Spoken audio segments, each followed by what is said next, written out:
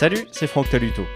Si footballeur est l'un des plus beaux métiers au monde, il ne dure au mieux qu'une dizaine ou une quinzaine d'années.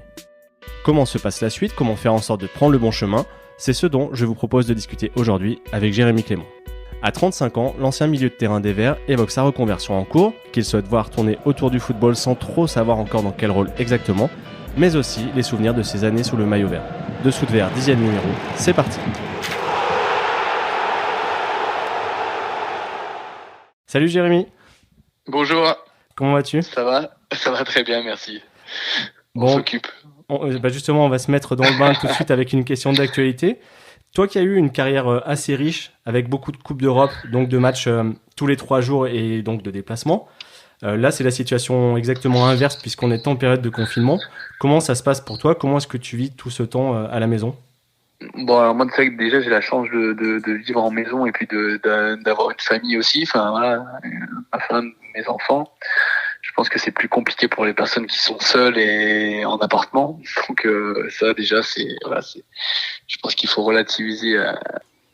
Après, comment je le vis, je pense un peu comme, voilà, on va dire tous les gens du moment, en faisant le papa d'école, prof d'école le matin. Moi, j'ai 3 enfants, donc ma femme s'occupe du niveau plus CM2 et moi, je m'occupe plus du niveau primaire avec ma fille. D'accord. Maternelle même, primaire. Et mon fils qui est à côté de moi, il me reprend, il me dit non, c'est maternelle. Et ça va, tu t'en sors ? Ouais, ça va. C'est plus les Anglais parce que c'est vrai qu'ils ont pas beaucoup dit, ils en ont vite marre à cet âge, mais voilà, non, mais du coup oui, c'est à l'école un peu les devoirs le matin, puis à l'après-midi voilà un peu de choses différentes. On essaie d'être dehors aussi chez nous, voilà, profiter pour faire des activités extérieures. Voilà, je vais dire un peu comme tout le monde, on passe du temps à manger. Forcément, on fait beaucoup plus de repas à la maison et de goûter. Donc voilà, non, mais après, voilà, on essaie d'être discipliné comme tout le monde. Enfin voilà, nous en tout cas, on est bien discipliné. Voilà, on respecte vraiment ce devoir de citoyen et de rester chez soi, quoi, tout simplement. Bon, je t'ai sollicité aujourd'hui évidemment pour parler de tes années stéphanoises, mais surtout de la bascule entre la fin de ta carrière de footballeur professionnel et la suite de ta vie, puisque tu es en plein dedans. Depuis l'été 2019, tu joues avec Bourgoin en National 3 et tu entraînes des jeunes du club. Est-ce que pour Ouais. toi c'est une phase de transition ? Oui, c'était vraiment une transition. Après, concrètement, c'est vrai que j'ai mis fin à ma carrière professionnelle. Après, l'idée, c'était de pas perdre de temps après. Voilà, la première idée, c'était de rentrer chez nous. Voilà, nous, on est originaire de l'Isère avec ma femme, et c'était de pas perdre de temps. Voilà, je me sentais encore bien, donc c'était pour jouer encore un petit peu, et puis préparer l'avenir, notamment en passant mon BEF. Donc l'opportunité de Bourgoin, c'est que je joue encore voilà à un niveau correct et j'entraîne les U14 qui me permet de passer mon BEF. Voilà. D'accord. Donc l'idée c'était vraiment de pas perdre de temps, de continuer un petit peu à jouer, voilà, et me faire plaisir et voilà vivre encore de bons voilà des aventures un peu de vestiaire, même si c'est un niveau différent, et de pas perdre du temps pour la reconversion pour l'avenir. Toi, c'était inconcevable d'arrêter net ? D'arrêter net, oui, parce que je me sentais encore bien physiquement, ça va. Donc même j'ai pas raté un match de National 3, donc je pense que ça va. Non, après c'était vraiment les 2 choses que je vous ai dit, de rentrer chez soi, de jouer à côté de chez moi, et de passer mon diplôme, voilà. Après, le fait de jouer, voilà, c'était pas l'élément le plus important. Ça me fait plaisir, mais c'était pas. Si admettons j'avais pas eu le choix et que voilà, j'aurais dû arrêter, j'aurais fait le choix de rentrer chez moi, passer mon diplôme et arrêter. C'était vraiment dans cet ordre-là que plutôt de jouer, et puis après on verra ce qu'on fait. Quand on discute avec des footballeurs en activité, il y en a beaucoup qui ont du mal à se projeter sur l'après quand ils sont dans la force de l'âge. Comment ça s'est passé pour toi ? À quel moment tu as commencé à réfléchir à l'après ? Je confirme que c'est pas évident. Alors, même moi, si comment dire, je me suis toujours quand même posé des questions, savoir ce que j'allais faire après, même en essayant d'anticiper un peu. Alors, je parle pas au niveau de des choses qu'on fait à côté pour voilà pour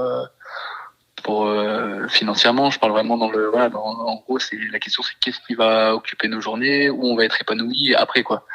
Une fois que j'aurai arrêté ma carrière. Et même si c'est des questions, enfin, qu'on se pose, enfin, moi, pour le cas, je m'en suis posé quand même, voilà, je pense qu'à partir de 30 ans, on se les pose. Et, c'est pas facile parce que on n'est pas préparé, parce que je pense qu'il y a rien qui remplace notre, voilà, le beau métier qu'on fait. Et que malgré les questions, malgré le fait d'y réfléchir, on n'est jamais prêt. Puis, enfin, moi, pour le coup, je ne sais toujours pas. Je ne sais toujours pas. J'ai passé quand j'étais à Nancy un truc dans le management du sport. Là, cette année, je passe le BEF pour entraîner. Donc c'est voilà deux casquettes différentes, hein, un peu pour plus ce qui est hors terrain et un autre terrain. Mais au final, je ne sais toujours pas encore où est ma place, où est-ce que je vais être le plus épanoui. Et puis je pense que quand on a fait une carrière de professionnel, on aspire aussi à être performant. C'est pas faire une chose pour. Alors oui, c'est bien si on n'est pas tout épanoui, mais il faut être épanoui, être performant aussi, parce que forcément il y a ce côté aussi avec la compétition qui nous colle un peu à la peau. Donc voilà, c'est toutes ces questions qu'on se pose et qui sont pas faciles à résoudre et que moi, pour le coup, je ne sais toujours pas. Quand je te côtoyais à Saint-Étienne, tu avais cette image de râleur par rapport à des petites choses du foot. C'est vrai. Mais aujourd'hui, pour toi, c'est toujours le cas. Mais aujourd'hui, pour toi, c'est vraiment la priorité de rester dans ce monde-là? Et ben voilà, après je dis qu'il n'y a pas de enfin voilà, j'ai pas de certitude au niveau de ce que je vais faire après. Mais ce qu'il y a, c'est que j'ai envie quand même de ça, je le sais maintenant, c'est que j'ai envie de rester dans le foot. Autant j'étais pas forcément sûr après en arrêtant tout de suite, mais voilà, avec un peu de plusieurs mois de recul, j'ai vraiment envie de voilà, c'est un domaine dans lequel j'ai envie de rester et forcément de voilà, de pas mettre de côté. Après la fonction, je sais pas, mais je pense que le foot sera forcément présent. Dans tes idées, sans forcément avoir des choses très précises en tête, mais est-ce que tu te vois en bord de terrain ou plus loin, avec des jeunes, avec des adultes? Et ben voilà, ça je sais pas.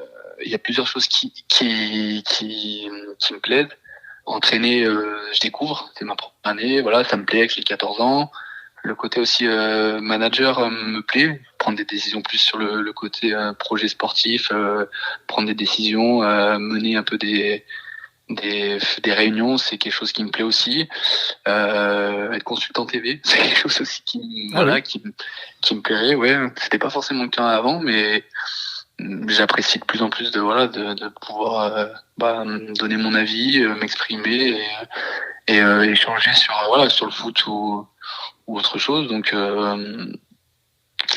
ça aussi c'est quelque chose qui me plaît. Donc voilà, honnêtement, c'est pas arrêté, mais ça tourne toujours autour du foot, mais pour l'instant c'est pas défini encore. Est-ce que tu as pu prendre des avis peut-être auprès de personnes, je sais pas, des anciens coéquipiers, des coachs sur cette période? Ouais, je discute forcément, on discute beaucoup. Enfin voilà, c'est avec avec des gens. Après, ce qui revient, c'est sûr, c'est que c'est pas facile d'arrêter, qu'il faut jouer le plus longtemps possible, mais et que forcément l'après ne sera pas, on n'arrivera pas à remplacer notre quotidien et ce qu'on a vécu par par un autre métier. Ça, c'est une certitude. Après, voilà, c'est comme j'ai dit, c'est je pense trouver comment dire la façon d'être le plus épanoui possible avec plusieurs paramètres qui rentrent en ligne de compte, sa famille, nos motivations, nos envies, nos opportunités, parce que forcément c'est un métier de réseau aussi, donc c'est toutes ces choses.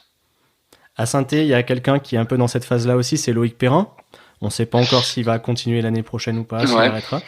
Tu le verrais dans quel rôle, puisqu'il a une possibilité de reconversion dans son contrat?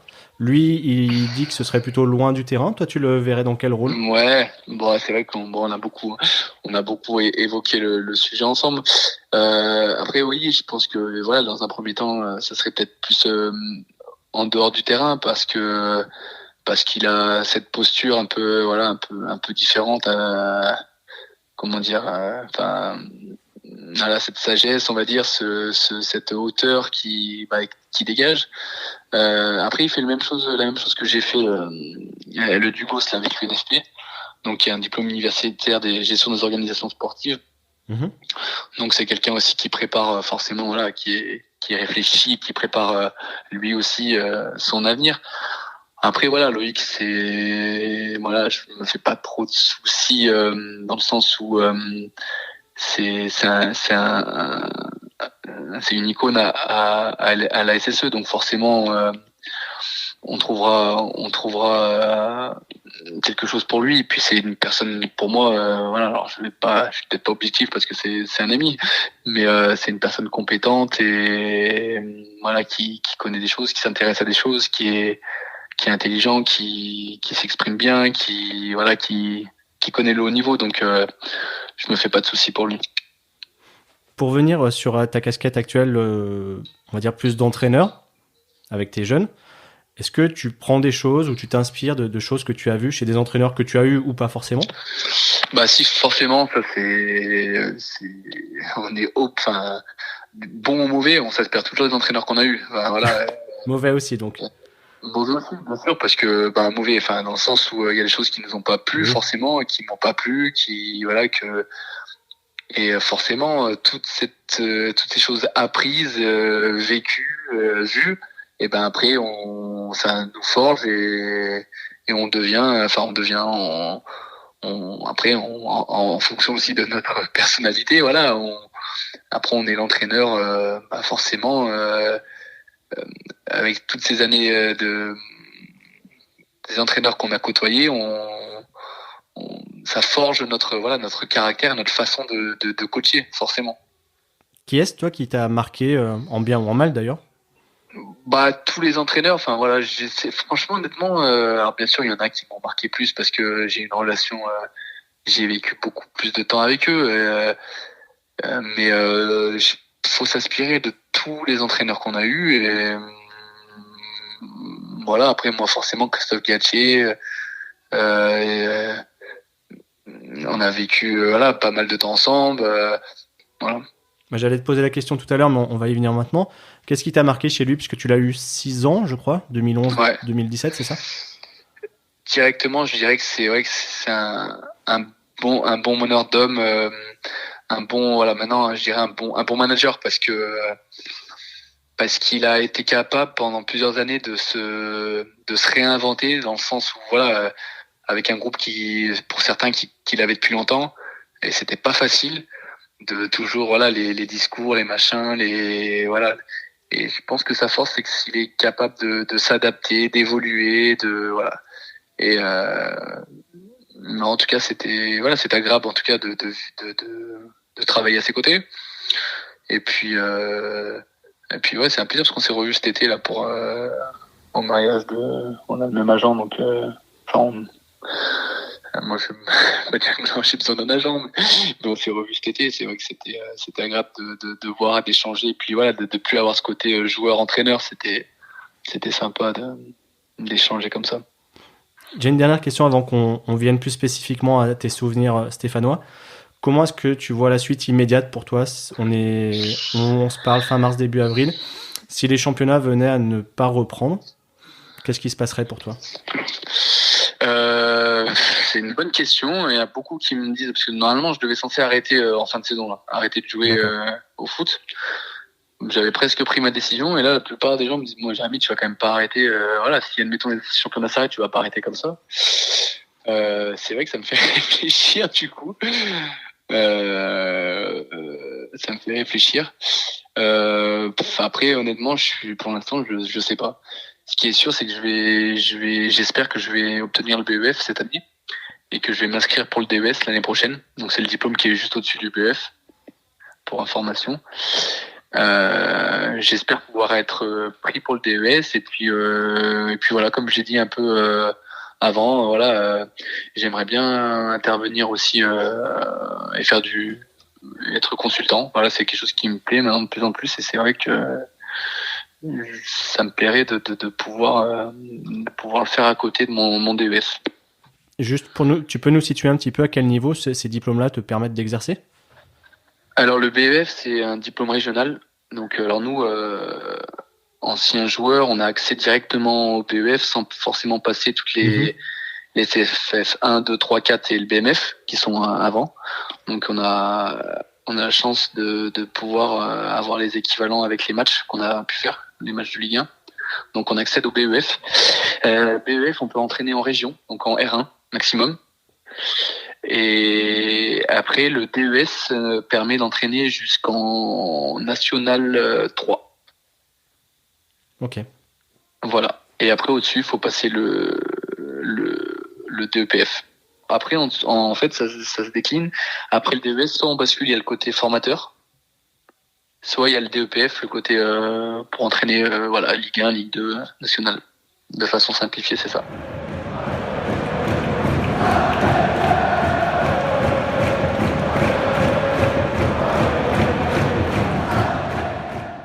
J'aimerais maintenant qu'on revienne un peu sur tes années à Saint-Étienne, à commencer par ton arrivée. Donc toi, tu es arrivé de Paris en 2011. Et 2011, c'est justement l'année où le Qatar a pris le contrôle du Paris Saint-Germain pour en faire l'ogre qu'on connaît aujourd'hui. Avec le recul, tu n'as aucun regret de ne pas avoir connu pratiquement cette période comme certains de tes coéquipiers. Je pense à Christophe Jallet ou Sylvain Armand. Non, franchement, non, j'y avais même pas trop pensé. Et, non. Non, parce que, enfin, c'est sûr que maintenant, là, comme ça, c'est sûr que ça devait être sympa, ça aurait pu être sympa, ou ça doit être sympa. Je sais pas à quel temps on peut le, je sais pas si je dois dire ça aurait été, si ça avait été ou pas. Mais non, j'ai pas de regret parce que j'ai vécu des belles années à Saint-Étienne et c'était parce que c'était le destin. Donc non, franchement, j'y pense. Non, j'y ai jamais pensé. Là, si on me pose la question aujourd'hui, je dirais pas oui.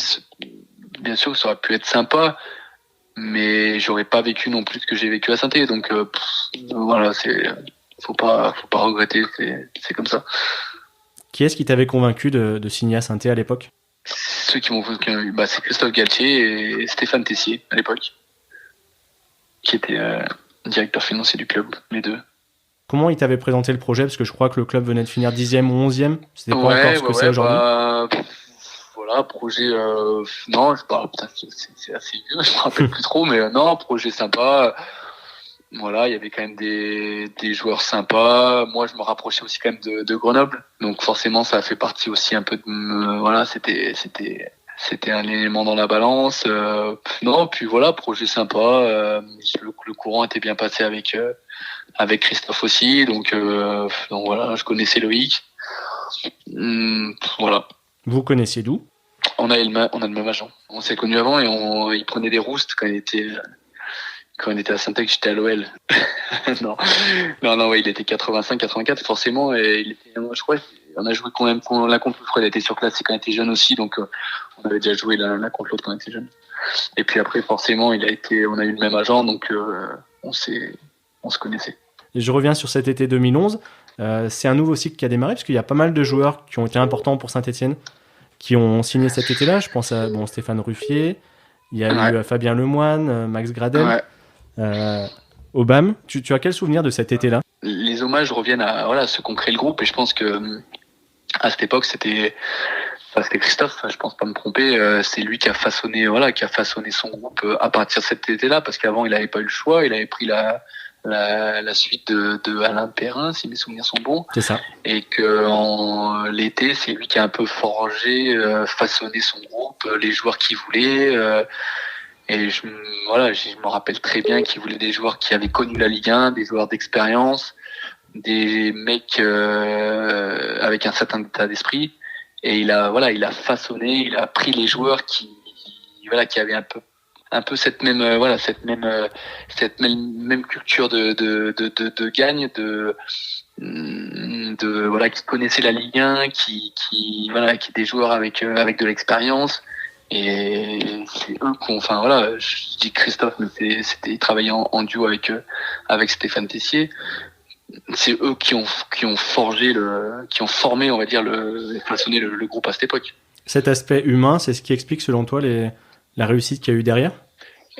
C'est un tout. On peut pas dire que c'est que grâce à ça, mais je pense que ça en fait partie. Voilà, il y avait des joueurs intéressants. Il y a des joueurs qui ont éclos. Enfin, je pense à Obama une année, je pense à Max la deuxième année. Il y avait plein de choses qui ont fait que on peut pas dire c'était voilà tel joueur. C'était plusieurs facteurs, mais forcément l'esprit de groupe et l'esprit qu'on avait à ce moment-là, forcément c'était une grande force. Mais ça serait trop réducteur de dire que c'est que grâce à ça. Parce que bon, quand même, après, il fallait quand même les jouer, les matchs, même si on en s'entendait bien, il fallait quand même jouer. Donc voilà, c'est sûr que c'est un point important. On avait un bon groupe, voilà, des joueurs compétiteurs, on s'entendait bien. C'était pas facile de nous avoir, hein, quand même, parce qu'on était dur certaines fois.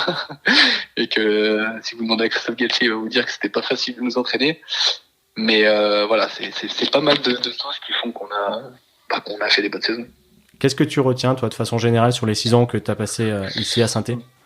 Du positif. Franchement, du positif. Voilà, des belles années, des belles personnes que j'ai rencontrées à tous les niveaux, des joueurs, entraîneurs, mais voilà, les supporters, le staff médical, ma grave blessure, même ma blessure au final, voilà, j'ai rencontré, je sais pas, je pense à mon chirurgien, enfin, au final, c'est plein de monde que j'ai côtoyé pendant 6 ans et c'était une belle aventure humaine. Je retiens que des bons souvenirs. Honnêtement, franchement, bon, en tout cas, c'est toujours un plaisir de revenir à Saint-Étienne, forcément d'aller au stade, mais de retourner à Saint-Étienne, voir les gens de Saint-Étienne, des amis que j'ai là-bas, de passer pas loin où j'habitais. Enfin voilà, voilà, je suis assez nostalgique de ces moments-là. Tu as évoqué ta blessure, j'allais forcément t'en parler. Est-ce que tu avais l'impression d'être au sommet quand c'est arrivé? Ouais, je pense que ouais, c'est vrai que c'était l'année où je pense que je me sentais le mieux. Et alors moi je suis pas, voilà, je suis peut-être pas le mieux placé pour en parler parce que je sais pas si on est assez objectif pour parler de soi. Donc, mais il y a plusieurs personnes qui m'ont dit que c'est vrai qu'à ce moment-là, des coéquipiers, voilà. Après, ils m'en ont reparlé après, plusieurs, et m'ont dit que c'était dommage que je me sois blessé à ce moment-là. Parce que c'est vrai que j'étais 29 ans, on dit souvent qu'en plus 29 ans, on est dans la force de l'âge, et oui, c'est vrai que j'étais assez bien. Après, c'est comme ça, hein, mais je pense que depuis, voilà, je réalisais l'année là, c'était, je pense que une de mes meilleures années d'un point de vue personnel. Pour les gens qui étaient au stade ou devant leur télé, c'est des images qui sont assez terribles. Est-ce que tu les as revues depuis? Non, toujours pas. Toujours pas. Ça t'a fait rater du coup cette finale de Coupe de la Ligue, même si tu as soulevé le trophée avec Loïc. Toi, tu avais quand même déjà tout gagné avec Paris et Lyon. Ça reste quand même une petite cicatrice? Non, parce que je l'ai gagné. Je l'avais gagné avec Paris. Donc, mais si je n'avais pas eu le trophée avec Paris, ça aurait, ouais. Là, vraiment, j'aurais eu une grosse déception. Après, voilà, je l'avais gagné. Puis honnêtement, j'étais tellement content pour le club, pour les joueurs, voilà, pour tout le monde que non, franchement, c'était super. Mais d'un point de vue personnel, si j'avais c'est vraiment de rater la finale, si je l'avais pas gagné avec Paris, ça aurait été dur. Ça aurait été dur à vivre. Par la suite, je me souviens que tu avais fait beaucoup d'efforts pour revenir le plus vite possible. Déjà, est-ce que tu estimes être revenu ensuite à ton vrai niveau, et est-ce que ce choix était raisonnable? Après, je sais pas, on sait jamais si on revient à son meilleur niveau. Moi, je pense pas. Je pense pas que je suis revenu à mon meilleur niveau. Après, je pense que je suis revenu à un niveau convenable qui m'a permis de jouer encore un petit peu. Mais on revient jamais. Enfin voilà, je suis pas revenu à mon niveau. Après, raisonnable. Moi, je pense que j'avais besoin de ça. J'avais besoin de me fixer un objectif de temps pour revenir. Et c'était vraiment essentiel, je pense, pour mon mental. Sinon, ça allait être compliqué. Donc voilà. Encore une fois, comme je disais, je regrette pas les années Qatar à Paris. Je regrette pas mon choix. Je suis revenu assez vite et voilà, c'était un défi que je m'étais lancé et puis voilà, c'est comme ça. C'était objectif, premier match de championnat, fallait que je sois là. C'était le deal que j'avais eu avec Christophe et on avait convenu ensemble. Voilà, il m'a dit écoute, on fait tout pour que on met un protocole en place pour que tu sois là à la reprise et puis voilà, on a tenu nos engagements. La finale de Coupe de la Ligue, ça aurait pu être ton meilleur souvenir si tu l'avais joué. Du coup, si je te parle de ces 6 années à Saint-Etienne, quel est le premier souvenir, la première image marquante que tu vas voir arriver? Je sais pas, j'en ai pas mal. C'est dur de d'en retenir un. Après, franchement, honnêtement, quand on a gagné au penalty contre Lille ou Paris en Coupe de la Ligue, les 2 matchs c'était beau aussi. Je sais pas pourquoi, parce qu'on était sortir une équipe au péno, c'est toujours ça met toujours un peu plus d'émotion. Et puis forcément, on allait en finale, donc c'était quand même sympa ces demi-finales en Coupe de la Ligue. Après, j'ai tellement de souvenirs. J'ai un match en particulier contre Montpellier où il y a de la neige aussi. On gagne. Enfin voilà. C'est des matchs où c'était avec des scénarios incroyables, mais des matchs où j'ai souvenir aussi des matchs. Je sais pas pourquoi je pense ça, où il pouvait rien nous arriver. J'avais l'impression qu'on était sur le terrain. Franchement, c'était incroyable. Et de ce sentiment pour en avoir évoqué avec certains, avec Fabien Lemoine, on en a parlé il y a pas longtemps, et c'est vrai que on le dit, on était sur le terrain, franchement on savait qu'on avait gagné quoi. Et c'était c'est quand même quand on arrive à avoir cette assurance et ce côté où on avait peur de rien et on savait qu'on avait gagné, c'était jouissif franchement d'éprouver ça. Donc j'ai pas de match en particulier, mais plein de souvenirs un peu comme ça qui font plaisir même à en parler comme aujourd'hui. Je fais une parenthèse puisque tu parlais de qualification pour la finale. Si la finale de Coupe de France 2020 se joue, ce sera à Saint-Etienne-Paris. Tu vas la regarder avec un œil attentif? Ah bah oui, en plus de club dans lequel j'ai joué, donc forcément ça sera sympa à regarder. Après j'ai une préférence pour Saint-Etienne parce que Paris a tellement gagné de coupe, donc je pense qu'ils m'en voudront pas que mon cœur balance pour Saint-Etienne, mais voilà. Et Saint-Etienne, ça reste que je pense que à chaque fois qu'on m'a posé la question, j'ai déjà dit, mais c'est vrai que c'est un club qui marque et qui nous laisse pas indifférents quand on a joué pour la SSE. Donc forcément après on a un œil bienveillant sur ce club. Toi qui en as joué plusieurs des finales, qu'est-ce qui est important pour réussir ce genre de match? Le plus important, c'est de pas faire le match avant. C'est une finale, c'est un match important, mais ça reste un match de foot. Alors c'est dit comme ça, c'est assez simpliste, hein, mais je pense qu'il faut pas déjouer. Faut jouer sa finale à fond, rien regretter. Et puis voilà. Après, forcément, l'adversaire Paris, ça sera compliqué, mais je pense qu'il faut rien regretter. Oui, Saint-Étienne ce seront les outsiders, mais encore une fois, ils ont rien à perdre. Donc jouer la finale à fond. Et puis voilà, faire une belle finale, tout donner sans avoir de regrets à la fin. Ils ne peuvent que rentrer dans l'histoire. Je vais arriver sur la fin de ton aventure stéphanoise. J'avais juste une petite question à te poser. Est-ce que tu peux nous parler de cette excentricité capillaire que tu as eue sur la fin de ton passage ici, cette petite couette? Ouais, mais j'ai toujours eu, je sais pas,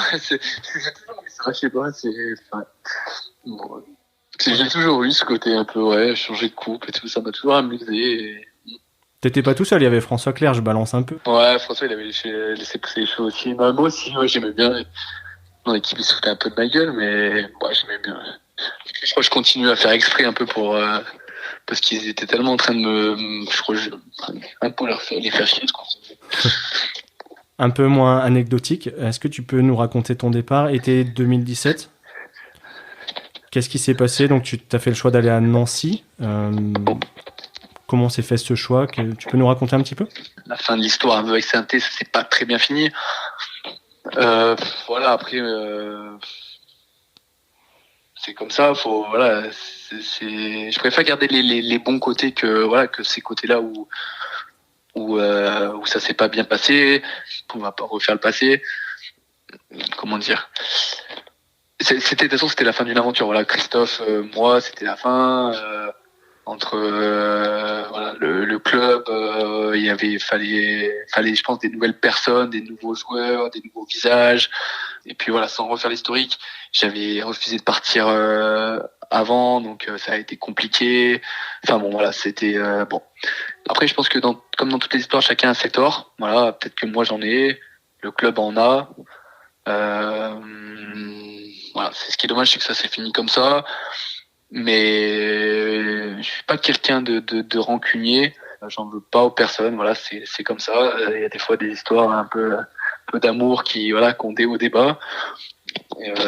Mais ça n'enlève rien aux belles années que j'ai passées, à l'affection que j'ai pour ce club, pour les joueurs, pour toutes les personnes au club. Enfin voilà. Après c'est un club de foot, il y a de l'argent en jeu, donc forcément chacun défend un peu son beefsteak. Le club a défendu c'est normal. Moi j'ai défendu ma partie. C'est comme ça. Il y avait, en plus de la relation humaine, il y a aussi l'aspect il y a l'aspect économique, et forcément chacun défend son côté. Donc voilà, c'est un peu c'est comme ça en tout cas. Les supporters stéphanois ont suivi un peu de loin ton passage à Nancy. Qu'est-ce que tu en retiens de l'extérieur? Ça avait l'air assez compliqué. Ouais, ça a été compliqué. En plus, moi, je suis arrivé, l'entraîneur moi, c'était Pablo Correa qui voulait que je vienne. Et j'arrive, et 8 jours après, il se virait. Donc, déjà, bon, et puis, ouais, ça a été compliqué. Ça a été compliqué parce que je suis pas arrivé, voilà, comment dire, après, la fin de synthé, où c'était, moi, ça avait été compliqué aussi, mentalement. Je suis arrivé dans un club qui était aussi malade, et on va dire que c'était pas, on va dire, le mariage n'a pas fonctionné parce qu'on n'était pas, on était un peu malade, on va dire. Le club de Nancy était malade, moi j'étais pas très bien, et c'était pas le bon challenge, on va dire. Parce que la première année, j'ai connu 4 entraîneurs en une année, ce qui est énorme. C'était compliqué. C'est compliqué. Mais bon, c'est comme ça fait partie des expériences de vie et dans une carrière. Mais je vais plutôt finir sur du positif. Alors, entre Lyon, les Rangers à Glasgow, Paris, Saint-Étienne, Nancy, qu'est-ce que tu vas retenir de tout ce parcours? Où est-ce que tu t'es le plus éclaté? Ouais, je me suis éclaté de partout. Après, je suis sensible à mon passage à Saint-Étienne parce que j'ai apprécié, j'étais un peu plus mûr, donc voilà. Puis ça a été les belles émotions, c'est les plus proches à Saint-Étienne. Mais j'oublie pas que à Lyon, j'étais champion de France. J'ai eu Sidney Govou au téléphone dans la semaine. Ça fait longtemps qu'on s'était pas eu, et voilà, c'était super de savoir au téléphone. On s'est rappelé plein de choses, et que on a passé des bons moments. Et je pense que c'est ça. Enfin, ce qu'il faut retenir, c'est les relations qu'on crée avec les gens, les émotions qu'on a. Que voilà, j'en ai eu de partout, et à Paris j'en ai eu. Mes enfants sont nés, j'ai mes 2 plus grands qui sont nés à Paris. Donc voilà, je pense que dans tous les clubs, forcément, on va se rappeler des choses, des moments qu'on a vécu, des personnes qu'on a rencontrées, et voilà, au-delà du foot et des choses qu'on peut gagner, il y a aussi les aventures qu'on vit avec les gens, les souvenirs qu'on a. Et c'est tout aussi important. Ça sera ma dernière question. Avec cette expérience et aujourd'hui ta casquette d'entraîneur, quel conseil tu donnerais à un jeune qui soit débute sa carrière, soit rêve de devenir footballeur professionnel? De pas trop râler aux entraînements. Non, je rigole. Non, je sais pas, les conseils. Voilà, j'étais pas parfait. Donc après, je pense qu'il faut, ce qui est important maintenant que je suis entraîneur, c'est de prendre du plaisir quand même. voilà, d'essayer de, moi, c'était quelque chose qui était super important pour moi. Et si on voulait que j'avance, fallait que j'ai ma dose de plaisir. Et voilà, je pense que un conseil, c'est que c'est un beau métier. Il faut faire des sacrifices. Faut être sérieux et faut se faire plaisir. Voilà, c'est un peu, c'est très caricaturé, mais voilà, c'est ce que je pense. Voilà, faut se faire plaisir. C'est du foot. Voilà, faut pas trop se prendre la tête. Au mieux on est dans sa tête, je pense que plus on arrive à être performant sur le terrain. Alors c'est pas révolutionnaire ce que je dis, mais voilà, je pense que c'est voilà. Si on est bien dans ses baskets, je pense on peut faire quelque chose, on peut faire des belles carrières. Voilà. Bon bah écoute, merci en tout cas pour le temps que tu nous as accordé. Bonne fin de confinement. Allez, merci. Salut Jérémy, merci beaucoup. Au revoir. Au revoir. Merci à Jérémy pour sa disponibilité. Merci à vous de l'avoir écouté. Si ce numéro de Dessous de Verre vous a plu, merci d'en parler autour de vous, de partager le lien sur vos réseaux sociaux, de vous abonner sur Apple Podcast ou votre appli favorite, de mettre un commentaire ou mieux encore 5 étoiles. Ça m'aidera à faire connaître le podcast et à pouvoir vous proposer de nouveaux entretiens. Si vous souhaitez prolonger la conversation, faire des remarques, donner des idées, ça se passe sur la page Facebook ou les comptes Twitter et Instagram de Dessous de Verre. Vous pouvez aussi m'écrire à l'adresse dessous-de-verre@gmail.com et on se retrouve le mois prochain. Ciao!